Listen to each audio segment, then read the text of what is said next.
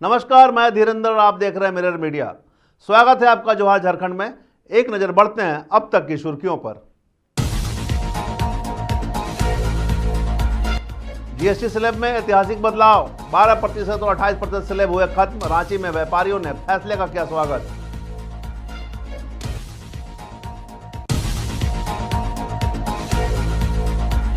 पूर्व विधायक पूर्णिमा सिंह के विरुद्ध कोर्ट की अवमानना का मुकदमा दायर, 6 सितंबर को होगी सुनवाई।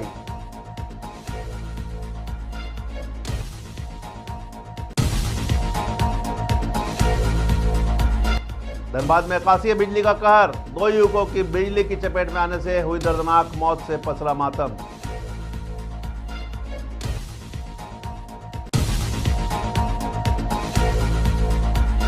बेरों विधायक ने 1 अरब 10 लाख की 5 योजनाओं का किया शिलान्यास।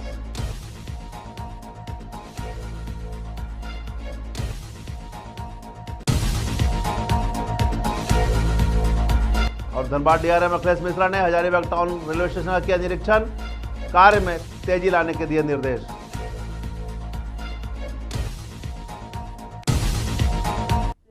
अब खबरें विस्तार से। नई दिल्ली में बुधवार को हुई 56वीं जीएसटी काउंसिल की बैठक में वित्त मंत्री निर्मला सीतारमण की अध्यक्षता में कई अहम प्रस्तावों को मंजूरी दी गई। बैठक में फैसला लिया गया कि अब 12% और 28% के स्लैब खत्म कर दिए जाएंगे और सभी सामान अब केवल 5% और 18% स्लैब में शामिल होंगे। इस फैसले से कई आवश्यक और सामान्य सामानों की कीमतें कम होने की उम्मीद है। रांची में व्यापारियों ने इसे सकारात्मक कदम बताया और कहा कि टैक्स स्लैब में बदलाव से व्यापार में लाभ होगा और उन्हें कई तरह के फायदे मिलेगा, साथ ही देश की आर्थिक व्यवस्था भी बहुत मजबूत होगी। केंद्र सरकार ने जो पॉलिसी बनाया है जीएसटी कम करने का, उससे आम पब्लिक को फायदा ही फायदा है, लेकिन उसको फायदा तब होगा जनरल पब्लिक को जब मैन्युफैक्चर या जो स्टॉक होल्डर लोग हैं उन लोग को दाम कम करें तब। अब मेरे को लगता नहीं कि अभी कोई दाम कम करेंगे। ये 3-4 महीने में तो पब्लिक को कोई राहत मिलने वाली नहीं है। मतलब ये जितने भी व्यवसायी के लोग जो है, हाँ, व्यवसाय के लिए ही अच्छा कदम है। सरकार ने अच्छा कदम उठाया है। ये पब्लिक को फायदा ही फायदा, कोई नुकसान वाला काम नहीं है। और गुटखा पे जो लगाया है 40%, वो अच्छा कदम है सरकार का। निगोटिया है कि जिससे कि आम आदमी को राहत मिले, वो बहुत ही सराहनीय काम है। बड़ों को और ये को तो सभी देखते हैं, लेकिन हमारे प्रधानमंत्री ने हर इंसान को देखा और खूब खूबसूरती से देखे, इसलिए उनकी कदम हर चीज में बहुत ही सराहनीय है।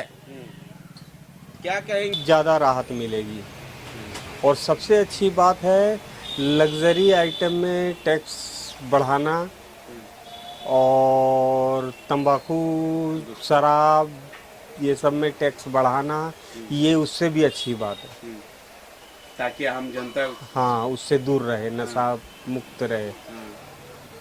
और दूध में जो जीएसटी वो जीरो कर दिया है, ये बहुत खूबसूरत बात है, बहुत अच्छी बात है। इससे आम लोगों को बहुत राहत मिलेगी। बहुत अच्छा, स्कूल धनबाद कोर्ट के अधिवक्ता वकार अहमद ने पूर्णिमा सिंह के विरुद्ध कोर्ट की अवमानना का मुकदमा दायर किया है, जिसकी सुनवाई 6 सितंबर को होगी। अधिवक्ता वकार ने मुकदमा दायर कर आरोप लगाया कि 27 अगस्त को धनबाद के जिला एवं सत्र न्यायाधीश की अदालत ने नीरज हत्याकांड में अपना फैसला सुनाया था। फैसले के विरुद्ध 1 सितंबर को पूर्णिमा सिंह ने न्यायालय के खिलाफ खुले मन से विरोध किया और न्यायपालिका के खिलाफ अपमानजनक शब्दों का प्रयोग किया। उन्होंने खुलेआम कहा कि यह न्यायपालिका नहीं, अन्यायपालिका है।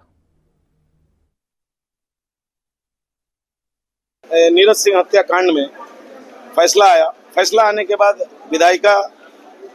पूर्व विधायिका जो है, उन्होंने माननीय न्यायालय के खिलाफ अपमानजनक शब्द कहे, जिसका मैं घोर निंदा करता हूं, जो मैं उनसे कभी उम्मीद नहीं करता था, जिससे मैं और मेरा जूनियर क्षुब्ध है। और इस केस को मोहम्मद वकार ने किया है और मैं उनका वकील हूं, क्योंकि जो शब्द कहे गए माननीय न्यायालय के प्रति वो घोर अपमानजनक शब्द थे।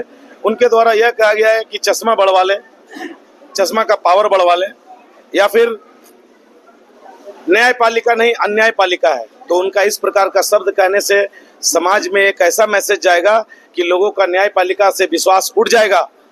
वो एक पूर्व विधायिका रही हैं और इस तरह से अगर अपने केस को लूज करने पर ये स्टेटमेंट देंगी तो आम जनमानस का न्यायपालिका से विश्वास उठ जाएगा। अगर उनको ऐसा कहना भी था तो उसका एक प्लेटफॉर्म था।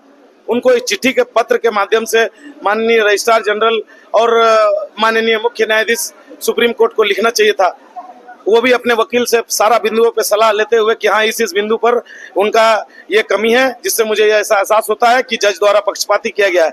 लेकिन इस तरह का उन्होंने कोई बात नहीं करके उन्होंने मीडिया के मंच से खुलेआम कहा है, जिसका मैं घोर निंदा करता हूँ और जितनी इसकी निंदा की जाए वो बहुत कम है।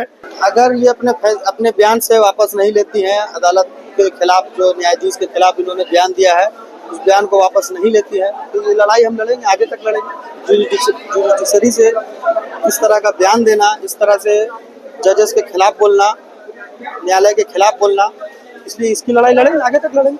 अभी क्या किया आपके द्वारा, क्या किया? केस मैंने दायर कर दिया है माननीय सीजीएम महोदय के यहाँ। धारा 267 और 356 बीएनएस के साथ मैंने दायर। धनबाद के सिंदरी थाना क्षेत्र के मनोहर टाण में गुरुवार शाम आकाशीय बिजली का कहर देखने को मिला, जहां बारिश से बचने के लिए मंदिर में छिपे रोहित महतो और उत्तम मलिक को बिजली की चपेट में आने से मौत हो गई। स्थानीयों की मदद से दोनों को पास के क्लिनिक में भर्ती कराया गया और फिर बेहतर इलाज के लिए एसएनएमसीएच ले जाया गया, जहां चिकित्सकों ने उन्हें मृत घोषित कर दिया। घटना की खबर से पूरे इलाके में शोक की लहर दौड़ गई। हो रहा था ना, उसी टाइम जो है मतलब ये लोग बारिश से बचने के लिए मंदिर में घुसा, उसी टाइम गिरा बिजली गिरा। क्या नाम? एगो का नाम उत्तम है और एगो का नाम रोहित है ना। ये लोग ऐसे ही मतलब थोड़ा बहुत काम इधर उधर काम करता था। दोनों का उम्र क्या होगा लगभग? ज़्यादा उम्र नहीं है लोग का, कम से कम एगो 28 साल होगा, एगो 20 साल। यहाँ के रहने वाले ये मनोहर टाड़ सिंदरी कॉलेज है ना, वहाँ से थोड़ा हाँ सिंदरी मनोहर टाड़ बस्ती के पास रहने वाले। ये लोग वहाँ पे कर क्या रहते हैं? कुछ नहीं, मतलब मंदिर में बैठा हुआ था लोग, मतलब जैसे मंदिर के बाहर में था। बोकारो जिले में लंबे समय से मांग की जा रही तेनू नहर रोड और अन्य 4 योजनाओं का शिलान्यास बेनों विधायक कुमार जयमंगल सिंह ने किया। इन 5 योजनाओं की कुल लागत करीब 1 अरब 10 लाख रुपए है। अंगवाली में आयोजित कार्यक्रम में विधायक ने 99 करोड़ रुपए की लागत से बनने वाले तेनू नहर रोड का शिलान्यास किया। इसके अलावा पिछड़ी, अंगवाली, उत्तरी और दक्षिणी में आयुष्मान आरोग्य मंदिर और राजकृत एएस अंगवाली में 4 अतिरिक्त कमरों का भी शिलान्यास किया गया।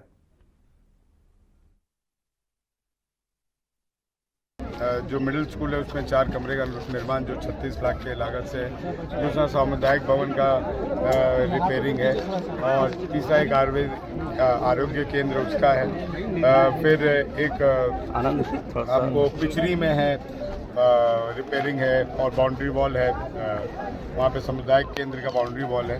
और सबसे महत्वपूर्ण योजना जो 1975 में कांग्रेस पार्टी के द्वारा ये नहर बनाई गई थी और उस समय जो रोड बना था उसके बाद बीच बीच में रिपेयरिंग का कार्य हुआ, जिसमें मेरे पिता ही विधायक थे, उसके बीच में कभी रिपेयरिंग का कार्य हुआ नहीं।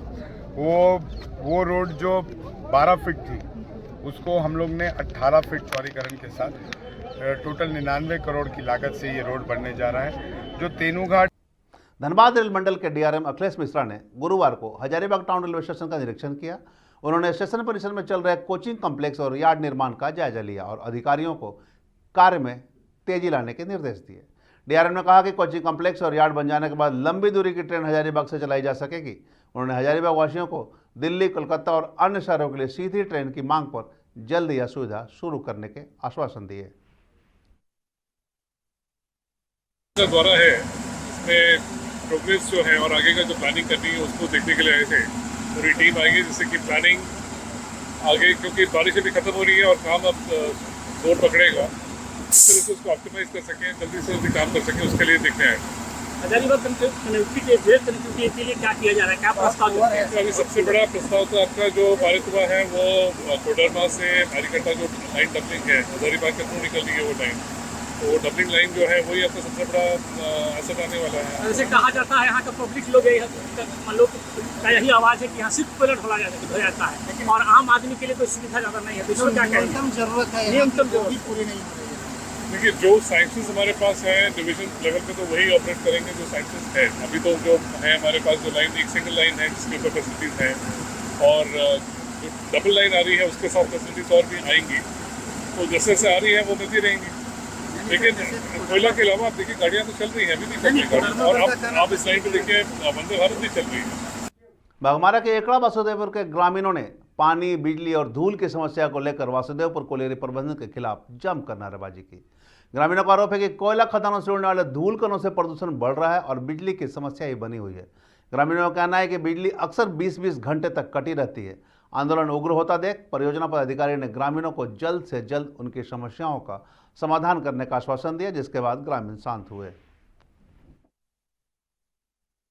हम जो बोले जो हो रहा है गर्दा हुआ बुरेगा नहीं, हम उसका अरेंजमेंट करेंगे, व्यवस्था कर लेंगे। आप लोग जो गर्दा नहीं है, देखिए आप पूरी बार कमराए है, आपका कष्ट है, मेरा कष्ट है, वो उस सोच के तभी हम माइंस को चलाएंगे और व्यवस्था देके तभी हम करेंगे। पानी का भी दिक्कत जो है वो भी पूरा करेंगे। हम जरूरत पाइपलाइन देंगे, वहाँ पर पानी गिराएंगे, उस करके सब कुछ सुरक्षित होके तभी माइंस को चलाएंगे। कोई नहीं, हम जो बोल रहे हैं हाँ, लेकिन एक चीज है, एक मिनट, जो समस्या है जो भी है आप लोग 2-4 आदमी मेरे पास आगे बैठ कीजिए, लेकिन हमको कि ईटा पत्थर मत मारने चाहिए। मेरा एक मिनट बोलने दीजिए, ईटा पत्थर मत मान दीजिए। जो मेरा कष्ट होता है क्या वो मेरा आदमी है, वो मेरा सब कुछ है। आप लोग ईटा पत्थर मत मार के उसका भी मत करें। बेसी न सब है, ठीक है, आज हम नहीं चलाएंगे, काल चलाएंगे, परसों चलाएंगे, बात करके हम लोग चलाएंगे। उत्तर नगरी कला पंचायत में जमीन नापी के प्रयास के विरोध में सैकड़ों ग्रामीण गुरुवार को तेतुलमारी थाना पहुंचे और अपना विरोध दर्ज कराया। मामला तेतुलमोड़ी बस्ती के विस्थापन को लेकर है। बीसीसीएल ने नगरी कला में तेतुलमोड़ी बस्ती बसाने के लिए भूमि चिन्हित की थी, जिसे स्थानीय द्वारा कड़ा विरोध किया जा रहा है।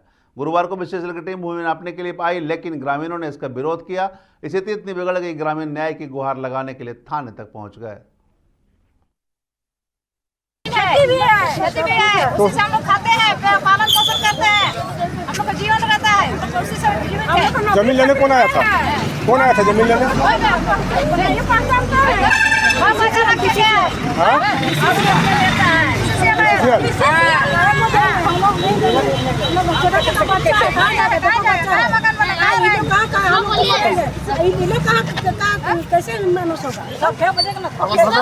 देखिए रांची नगरी से हम लोग का धनबाद नगरी में ज़्यादा आंदोलन हो रहा है और हम लोग का 200% खेती वाला जगह है। यहाँ हम लोग कहीं पीछे नहीं हटेंगे।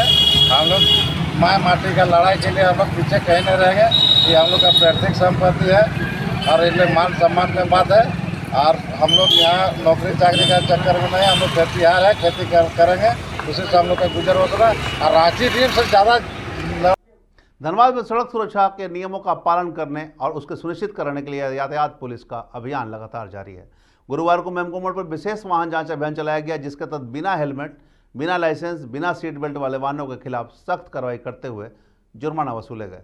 अभियान के दौरान ट्रिपल राइडिंग और बिना इंश्योरेंस वाले वाहनों पर भी भारी जुर्माना लगाया गया। यातायात इंस्पेक्टर लोक कुमार ने लोगों से अपील भी की है कि वे नियमों का पालन करें और खुद भी सुरक्षित रहें तथा दूसरों को भी सुरक्षित रखें। हम लोग मेमको मोड़ पर without helmet, without licence, without driving licence का वाहन चक्र अभियान चला रही है। मेमको मोड़ हो गया, CMRI हो गया, अन्य जगहों पर अभियान चल रहा है। सुबह से तकरीबन 200 से 300 वाहन हम लोग चेक किए हैं, जिसमें कभी भी से पाया जा रहा है उनके विरुद्ध जो है विधिक सम्मत फाइन की कार्रवाई किया जा रहा है। तो लगातार जांच अभियान चलाई जा रही है, जांच अभियान तो लगातार चलेगा, आगे भी जारी ही रहेगा। लोगों में जागरूकता बढ़ रहा है। अभी आपको विदाउट हेलमेट बहुत कम मिल रहे हैं, लोग हेलमेट पहनना शुरू कर दिए हैं और आगे भी अनुरोध होगा कि अपना हेलमेट के साथ ही सफर करें। खालसा होटल के पास बम चलाने के आरोप में अंबिकापुर के विकास सिंह को गुरुवार को कोर्ट ने बरी कर दिया, जहां उन्होंने बताया कि उन्हें साजिश के तहत फंसाया गया था। न्यायालय ने उनके हक में फैसला सुनाते हुए उन्हें बरी कर दिया है।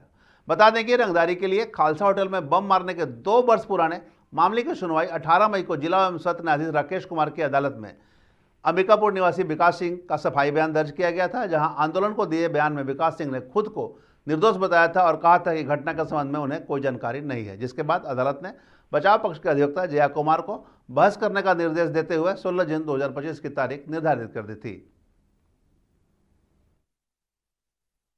मामला कुछ नहीं था, मामला 2023 का मामला है। फर्जी केस मेरे ऊपर किया गया था और इस मामले से मुझे कोई लेना देना नहीं था, लेकिन कोर्ट पे मुझे भरोसा था। कोर्ट ने आज मुझे बाइज्जत रिहा कर दिया। क्या केस था? खालसा होटल के ऊपर बमबाजी का मामला है, जिसमें फर्जी तरीके से मुझे उस समय के प्रशासन के द्वारा फंसाया गया था। आज क्या फैसला है? कोर्ट में जो सच था वही हुआ, हम रिहा हो गए, बाइज्जत बरी किया गया मुझे। इस मामले से मुझे कोई लेना देना नहीं था, जबरदस्ती घसीटा गया इस मामले में। जोहार झारखंड में अब तक बस इतना ही। देश और दुनिया की तमाम खबरों के लिए बने रहे मिरर मीडिया के साथ।